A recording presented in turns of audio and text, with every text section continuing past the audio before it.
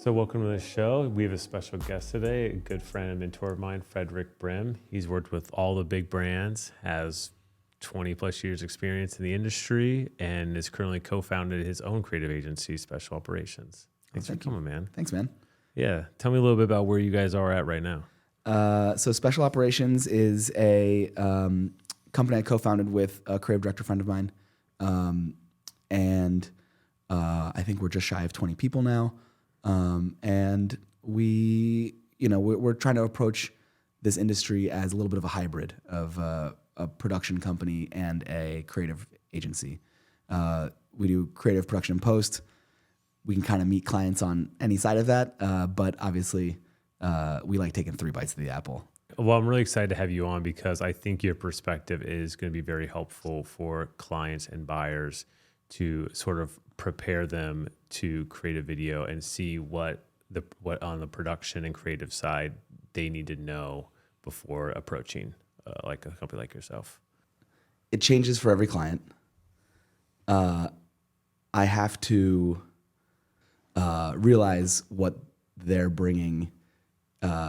It's not just, the budget.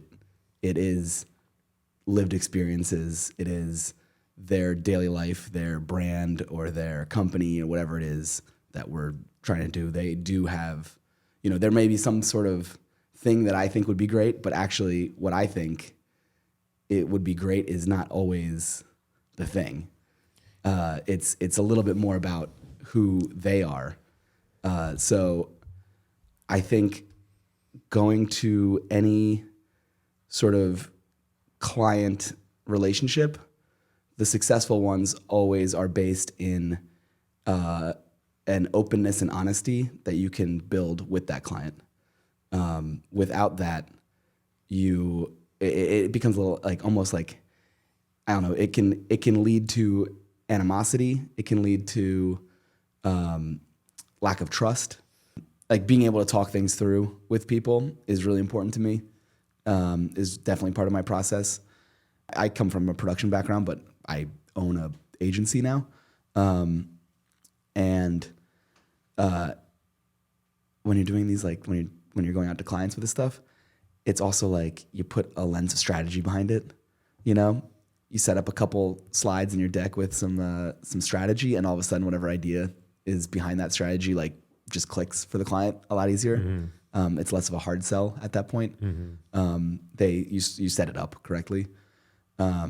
That's been a really nice way to get things through. And when you say strategy, are you sort of are you referencing other things, or you're showing what other things out in the world. You're showing maybe you do a little bit of research on whatever their company is and where they fit within the world.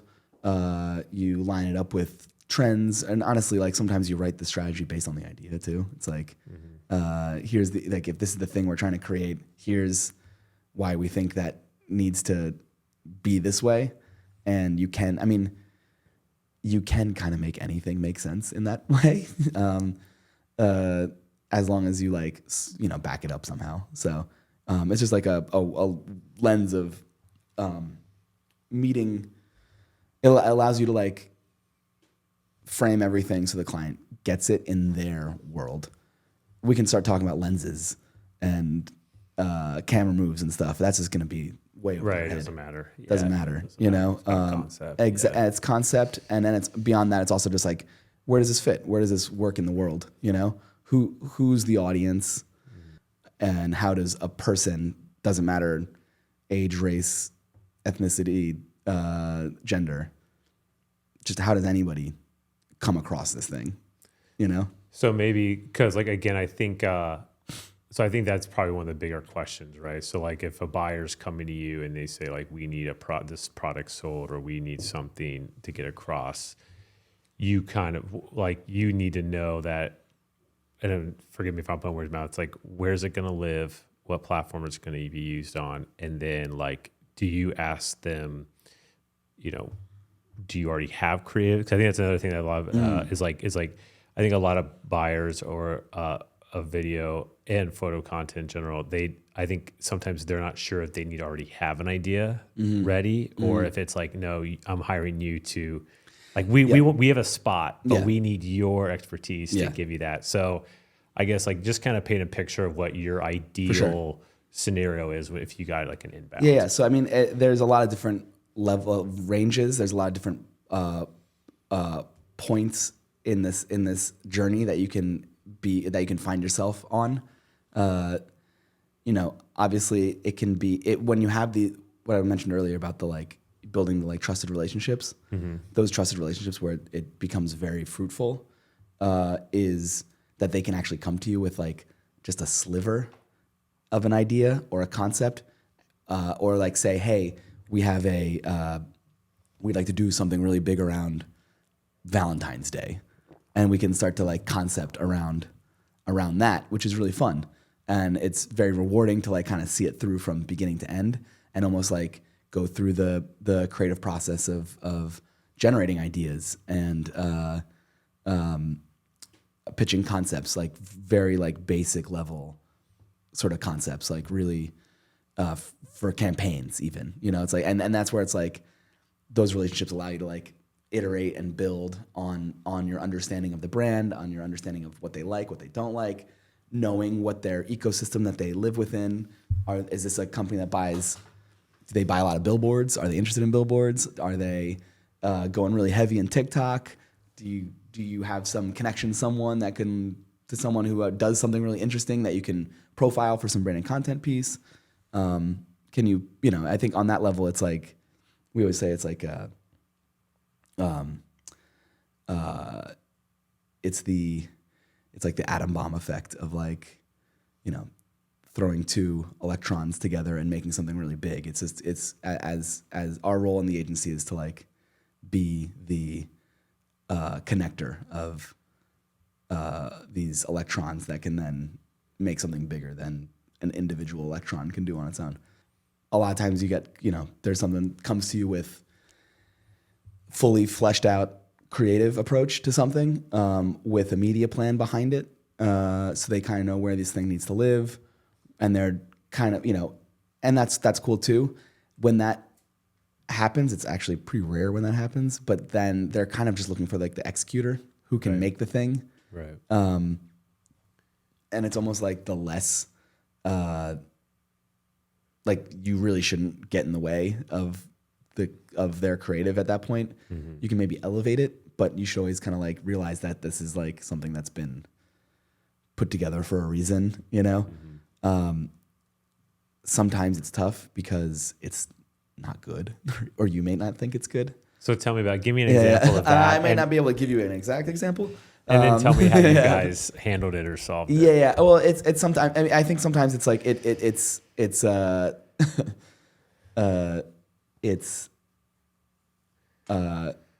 there's three reasons to do any of these projects.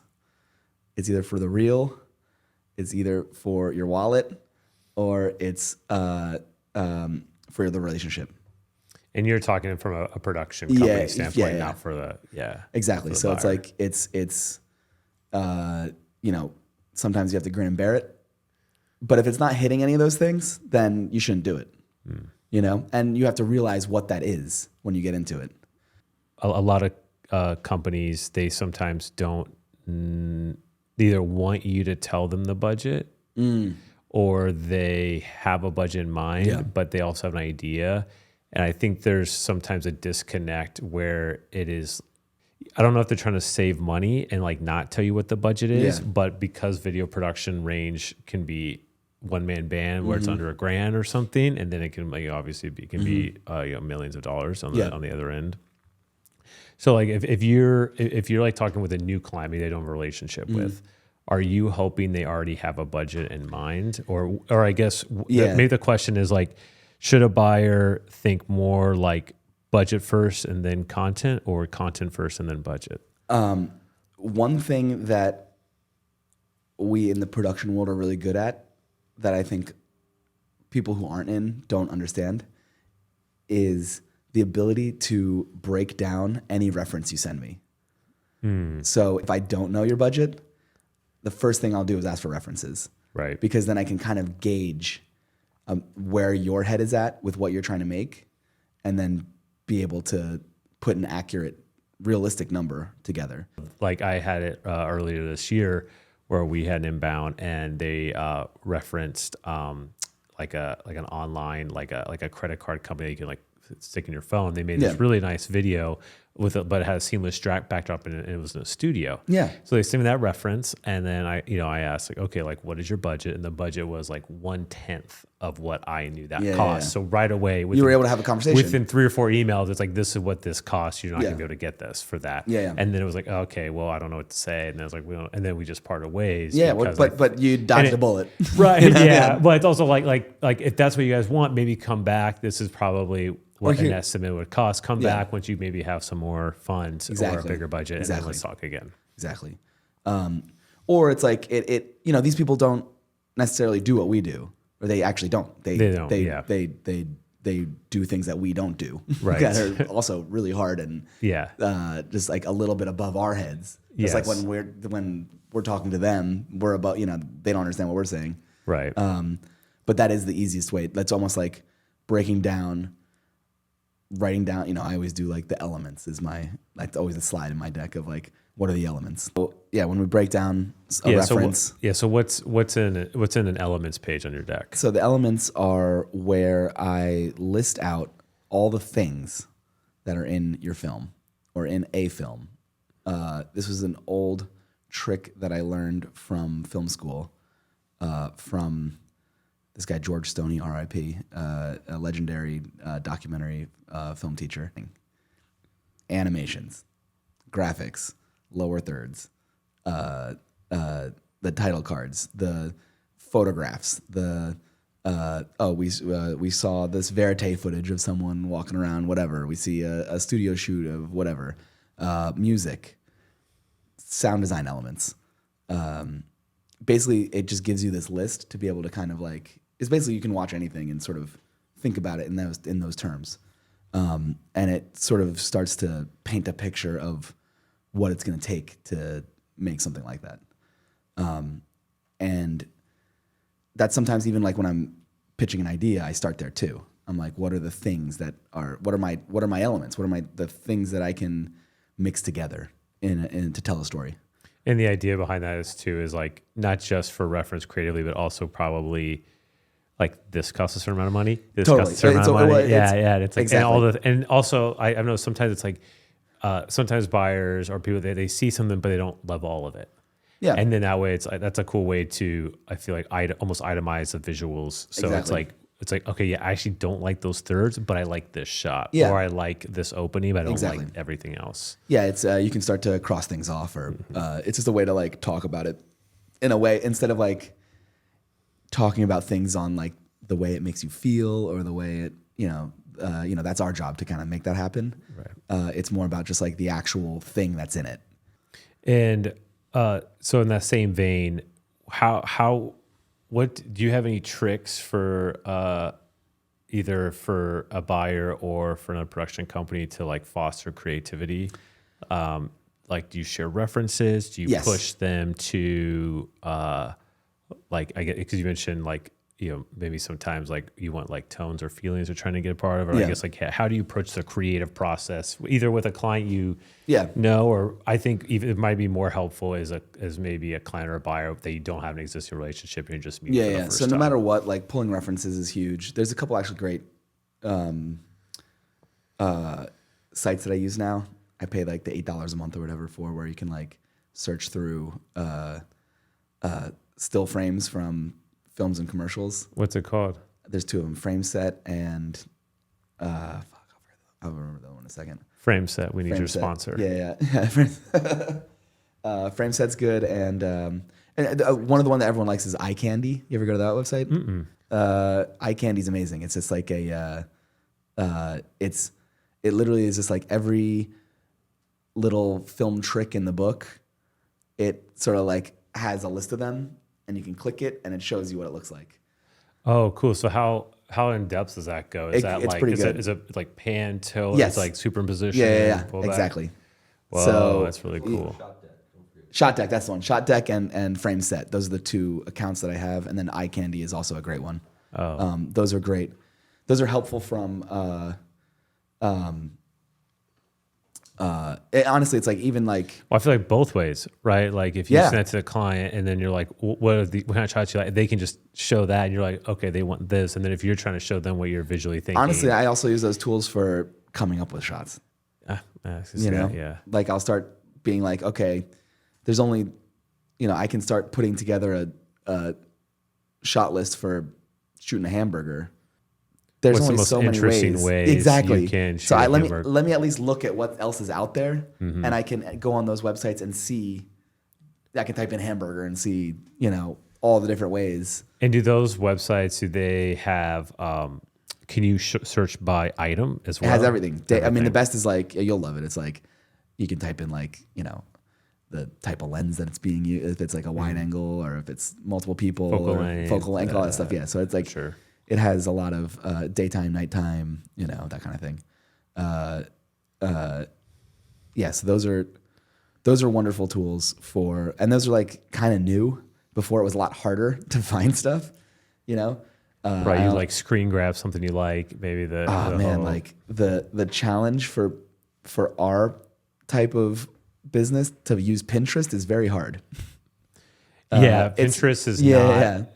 I feel like Pinterest is effective when you're talking about maybe art department or Yes. or styling, like It's wardrobe. Totally. But when you're thinking about shots, No. because especially in a video format, the frame's moving, the action's moving. You So can't if you really just have like a still, it Yeah. doesn't. Like it's good for maybe reference of type of talent or what you're saying. Like if maybe they wear these types of clothes or it's this type of setting, that can paint a picture. But for the R world, it's like I want to see like angles. I want to be able to search by the angle. I want to search by focal length, by daytime or nighttime, So those have been really helpful for my own approach and also for selling through to people. And it's just helpful all around to have like a clearer picture of what you're trying to make. I think that's something I also struggle a little bit with is like, sometimes it's like everyone likes when things are like very clear, but I also understand that sometimes that's also bad for the creative process. it's like a little limiting. It's It like limits, a funnel. exactly. So it's like, it's almost like having those very clear intentions and ideas are really important to sell an idea, but you also have to still be willing to just like chuck it all out the window at any moment, and allow for things to happen naturally. Like once you get once you have like, you're working with real people, once you see this location, like things can still move and change. And I think the hard part is if you sell through something that's too boarded, too scripted, too like a certain way, that's the client feels like that's what they bought. So if you change anything, it becomes a problem.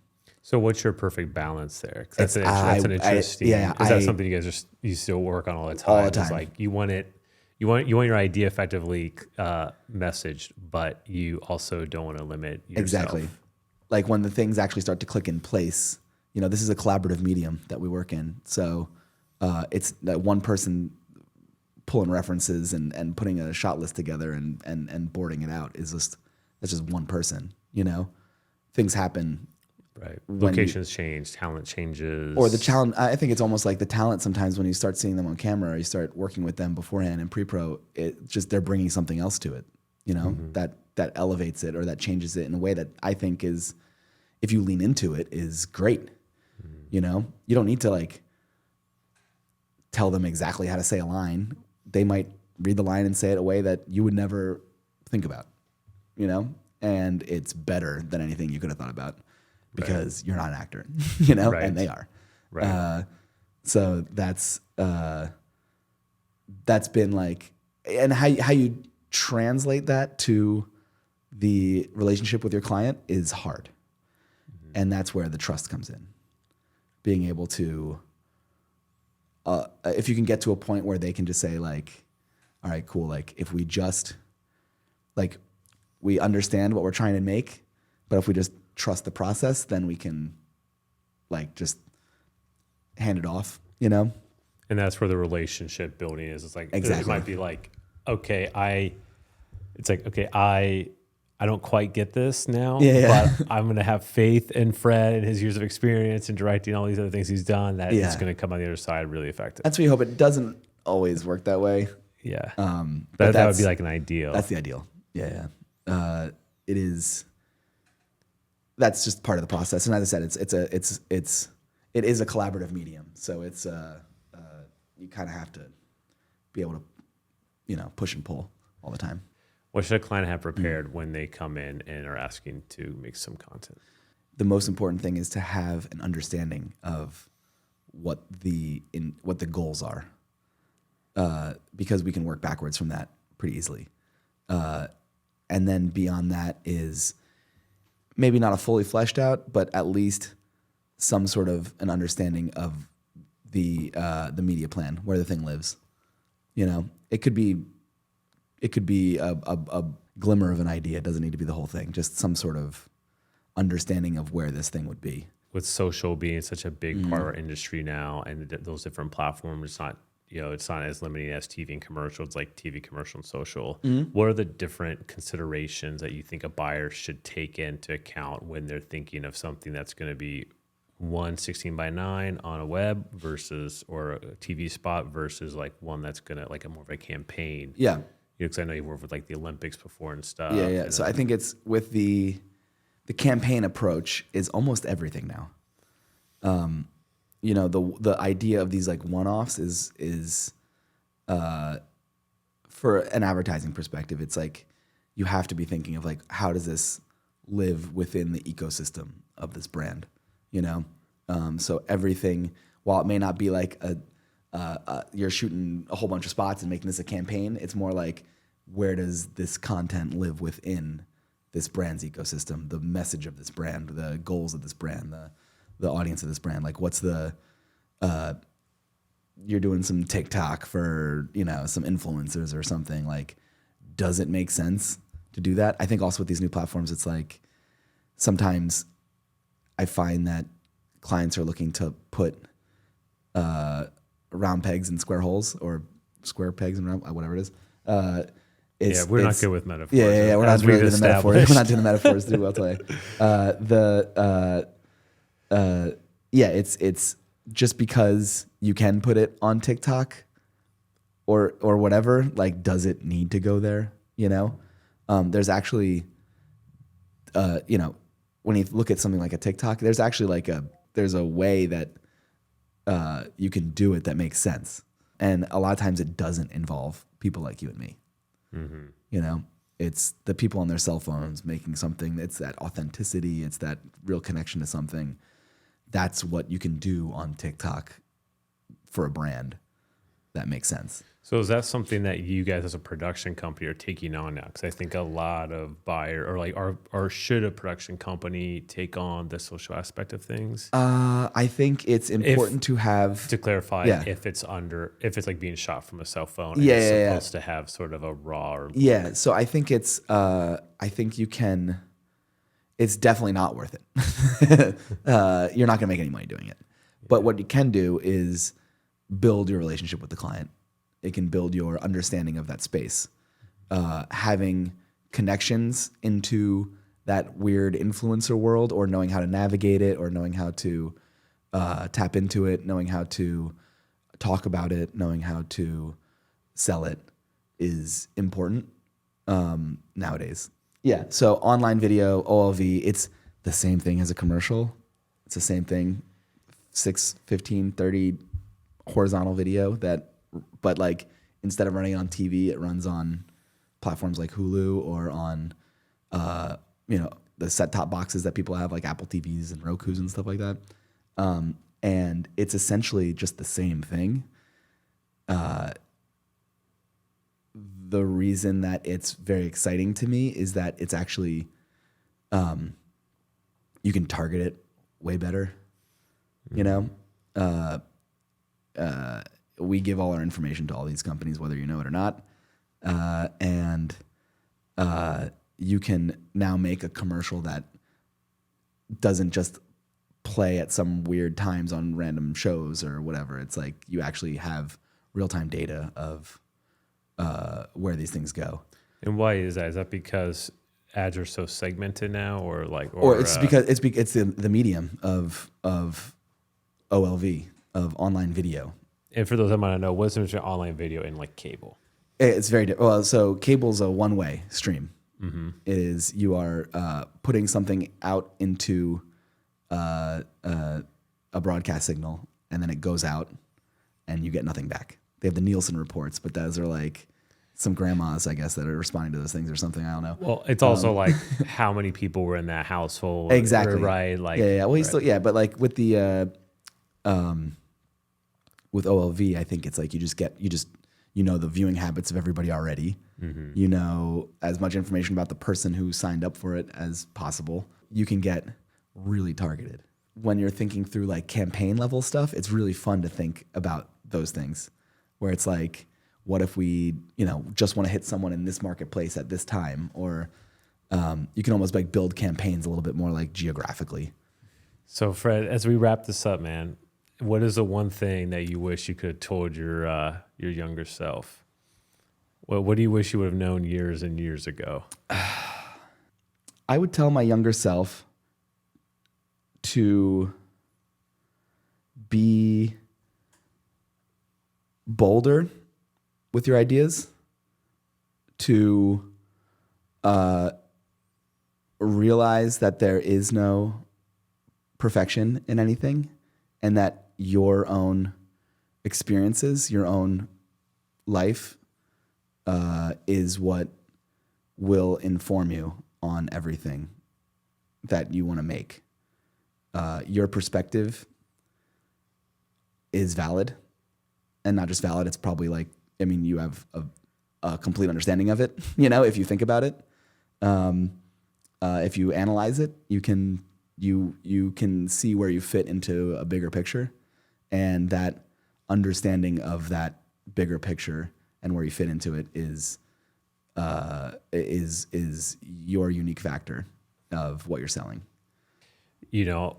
I think sometimes the rat race from a production company standpoint is you just want to show them your own work because you're like, it's like a proof that you've like done this. But sometimes even if you haven't done something, but you've seen it done before somewhere else, you can be like, I want to make this for you. And she was like, I would rather see the aspirational stuff that we've already done before. Yeah. And I'll just trust that you'll be like, this is possible, and here's why. And then that gets them excited because it might be something that they never thought of themselves being able to do, or something that would be a good effective for them. Agreed. It is like we don't sell things that are off a shelf, as I said. Right. We're not selling something that's mass produced. Yeah. Everything's very bespoke. So you're not buyers aren't coming to you and getting packages. Exactly. They're getting a bespoke for their specific needs. Maybe for like a wedding, if you were shooting a wedding or something, that would be people want a certain thing. You know. Right. But for a lot of things, it's there should be some aspiration to it, unless the idea is like unbelievably straightforward. Right. We need headshots. Like there's a certain I don't need someone to like reinvent the headshot. Right. But you might want if depending on the ambitions of the client, what their goals are. It's cool to think big. And lastly, as someone who's got a pulse, on the industry, do future forward thinking. This is where do you see the industry headed in like branded content, commercial content? So every agency is a production company. Every production company is an agency. I think that's just the way it's going to be. Everything is very doable for people to kind of figure out now. You don't need to have a relationship with Panavision anymore to like make something. You don't need to have you can make pretty great stuff in all sorts of different levels if the idea is clear. And I think that's what the agency side kind of does, is clarify ideas. So the best thing you can do in as a production company is to work on clarifying your ideas. And obviously, you're probably a little bit biased at being an owner of a production company, or I guess you guys are an agency now. Yeah.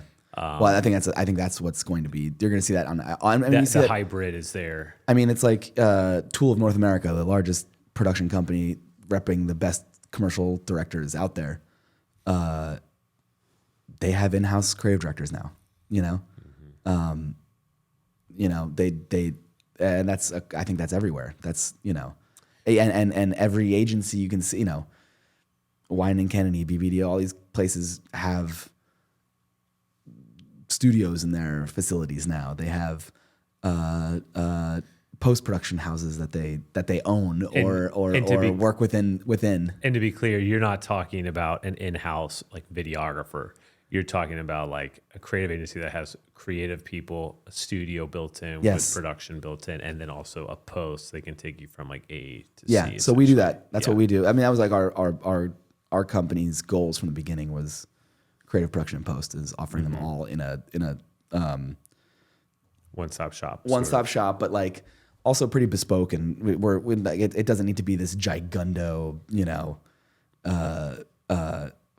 organization with a huge C-suite. I've got one business partner, and the two of us do most of the work.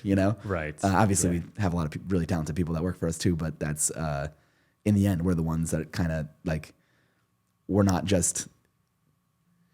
We're not C-suite guys that just like. I've seen you on shoots. Yeah. I've seen we're not you in action. We're not in the field. We're not the faceless, C-suite. It's we're kind of rolling up our sleeves a lot. So if you were when would you recommend a company or a buyer looks for the traditional system where it goes hire a creative agency, they hire a production company, and it goes down? Or when should a client look for something smaller, more bespoke, or a one-stop? So this is where it gets really tricky, because people only know what they know, and that's where the relationships matter. They will go to whoever they know and trust. I don't think anyone has ever bought a big ad campaign by typing in creative agency into Google, Right. Like it's not how it works. That's not how there's too much at stake to, or you wouldn't even get in a position to make that decision if you didn't have already established relationships. Exactly. Yeah. Like it's not, what we're selling is not something that you just go on Amazon and buy, Right. This is, and shows up 2 days later. Like this is something that is completely relationship based. Right. Which is also, I think, something that I think there are two different, sometimes, there's a different level of budgets where you're looking to just buy a product, and then you're looking to. Yeah. I mean, and that works. It's like, if I was going to get a wedding photographer, I would probably that's somewhere where you could type in wedding photographer and or look through corporate some video. It's like I want 10 photos and a 2-cam interview setup, and then a lot of times it's like the work that you have out there, someone might see it and then they'll try to find out who made it and then contact you that way. Yeah, exactly. And that's something we're trying to do, especially in the corporate space, is it's not a package deal. You can make the most banal corporate video maybe very interesting and fun and authentic. Exactly. And people see that now. I think that's also another piece of advice I would give is today's audiences, today's consumers, today's viewers of media, consumers of just literally people who consume media, they're a lot smarter than you think. And I think sometimes clients will not understand that. And I think that's where today's audiences are sophisticated. We talk about like authenticity. You talk about those like corporate videos. No one's watching those. Yeah, unless there's a sense of realism to them. Unless there's a reason. Unless they're good. Unless there's something for them. Right. You can't just be patting yourself on the back. In the end, you kind of have to be a little vulnerable. We did some projects with like this quantum computing company. Yeah. And I mean, these guys are either they're literally the smartest people in the world. Is there a fun way to like showcase even that a little bit, where it's like, ask them a question that stumps them, or like you can kind of come up with some fun things that are like showcases that personality rather than just like try like this forced thing of like trying to sit them at a desk and ask them questions. It's like these people don't operate that way, Right. Right. I grew up in Princeton, and there's like an ice cream store that has a picture of Einstein eating ice cream, and I always thought that was amazing. Just like here's this guy that you think of as like the most, he was one of the smartest guys ever in human history, and he's just there eating an ice cream cone. Right, Like, because you always see him doing a mathematical problem. like- It's like, no, the dog had to eat too. the guy loved his ice cream shop. Right. Like that's awesome. Like that's like just mixing the idea of like He's whatever these clients think they are. Like let's see him eat some ice cream. Let's see some let's break it down a little bit. Right.